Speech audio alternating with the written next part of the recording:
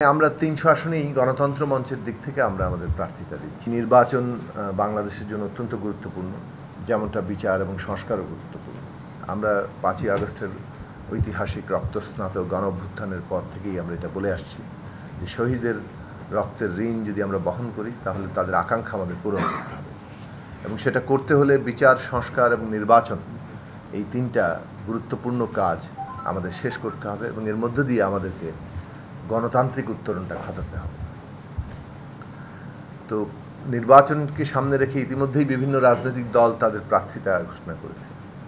আমরা গণসংহতি আন্দোলনের পক্ষ থেকে প্রাথমিকভাবে আমাদের প্রার্থিতার জায়গাটা আজকে আবার নতুন করে ঘোষণা করলাম। আপনারা জানেন যে আমরা গণসংহতি আন্দোলন জিএসএ, এই সংক্ষিপ্ত নামটিও আসলে এটা শুরুতেই বলার প্রয়োজন ছিল যে আমাদের এবার সম্মেলনের একটা সংযোজন হচ্ছে গণসংহতি আন্দোলনের একটা সংক্ষিপ্ত নাম আমরা যুক্ত করেছি, জিএসএ।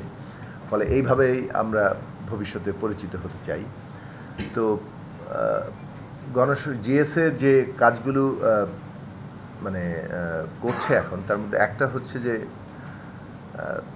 গণতন্ত্র মঞ্চ আমরা গঠন করেছিলাম ফ্যাসিবাদ বিরোধী আন্দোলনের সময়, এবং এখন সেটা 6টি রাজনৈতিক দলের একটা জোট।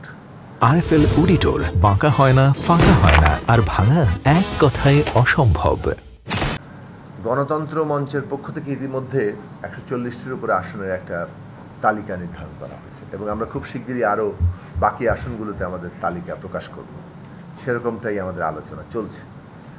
তার মানে আমরা 300 আসনেই গণতন্ত্র মঞ্চের দিক থেকে আমরা আমাদের প্রার্থিতা দিচ্ছি। আমাদের দলের পক্ষ থেকে আমরা প্রাথমিকভাবে, যেহেতু মঞ্চের মধ্যে আমরা প্রার্থিতা সমন্বয় করছি, সেটা শুরু থেকেই আমাদের সিদ্ধান্ত আছে, সে কারণে আমরা পূর্ণ প্রার্থী তালিকা প্রকাশ করি। আমরা প্রাথমিকভাবে আমাদের দলের পক্ষ থেকে যে প্রার্থীতাকে গুরুত্বপূর্ণ মনে করছি, যেটা নিয়ে আমরা সমন্বয় করতে চাই, সেই প্রার্থিতার আমরা তালিকাটা ঘোষণা করলাম। ইতিমধ্যে মঞ্চে অনেকগুলো সমন্বয় হয়েছে, আরও বাকি আসনগুলোতে সমন্বয় হবে। ফলে 300 আসনে গণতন্ত্র মঞ্চ তার প্রাথমিক তালিকা আসলে প্রকাশ করবে।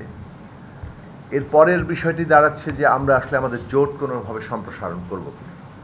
সেই বিষয়ে গণতন্ত্র মঞ্চের মধ্যে যে আলোচনা হয়েছে যে দেশে একটা প্রগতিশীল উদার গণতান্ত্রিক কিংবা যারা নিজেদেরকে মধ্যপন্থী বলেন তাদের সমন্বয়ে একটা যদি জোট গঠন করা যায়, গণতন্ত্র মঞ্চ সম্প্রসারিত হয়, সেই ক্ষেত্রে আমরা আমাদের চেষ্টা সেটা থাকবে, এবং আমরা সেই লক্ষ্যেই নানা কার্যক্রম চালিয়ে যাচ্ছি, আলোচনা চালিয়ে যাচ্ছি।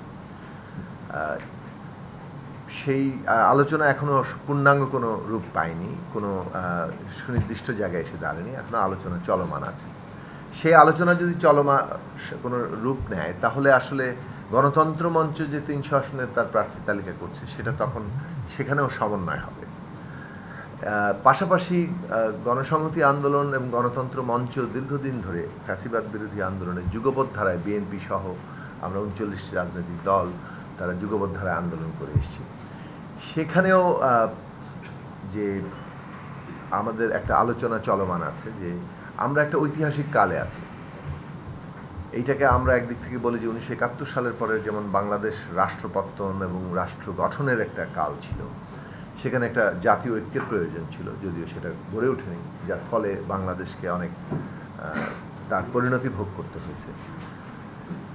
এই যে 2024-এর ঐতিহাসিক গণঅভ্যুত্থান, যেটা পুরো বাংলাদেশকে আবার একটা পুনর্গঠনের দাবি নিয়ে সামনে এসছে, সেই পুনর্গঠন কালটাতেও আমরা মনে করি ন্যূনতম জাতীয় ঐক্যমত্য আমাদের জন্য অত্যন্ত জরুরি, এবং এই ন্যূনতম জাতীয় ঐক্যমত্য হচ্ছে রাষ্ট্রের গণতান্ত্রিক রূপান্তরের জন্য, যেটা রাষ্ট্র ব্যবস্থা সংস্কারের মধ্যে দিয়ে আমরা অর্জন করব, এবং এই সবের মধ্যে দিয়ে একটা রাজনৈতিক, অর্থনৈতিক, সাংস্কৃতিক, সামাজিক একটা নতুন বন্দোবস্ত আমরা কায়েম করতে চাই। ফলে এই যে নতুন বন্দোবস্ত তৈরি করা, এর জন্য আমরা মনে করি যে ঐতিহাসিক কালে এটা একক কোনো দলের পক্ষে সম্ভব না, সে কারণে ন্যূনতম জাতীয় ঐক্যমত্য দরকার। ফলে বিএনপি সহ গণতন্ত্র মঞ্চ এবং 39টি রাজনৈতিক দল, জিএসএ সহ আমরা যে লড়াইটা করে এসেছি তার ধারাবাহিকতায় বাংলাদেশে আগামী নির্বাচন, গণভোট এবং নির্বাচন, এবং তার মধ্য দিয়ে যে আইনসভা গড়ে উঠবে, সেটা সংবিধান সংস্কার পরিষদ হিসেবে আমরা দাবি করে এসেছিলাম। সেই সংবিধান সংস্কার পরিষদের সংবিধানকে মৌলিক সংস্কার করা, সেটা গ্রহণ করা এবং তার বাস্তবায়ন করা, এই কালপর্বটাকে আমরা একটা জাতীয় কর্তব্য হিসেবে দেখছি।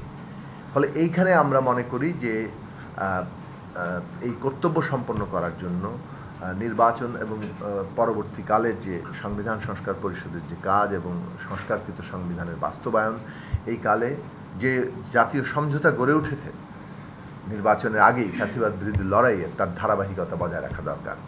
সে কারণে আমরা এই আলোচনায় আসন সমঝোতার প্রশ্নটাকেও বিএনপি সহ যুগপৎ ধারার আন্দোলনগুলোর সাথে আসন সমঝোতার প্রশ্নটাও আমাদের আলোচনার মধ্যে আছে।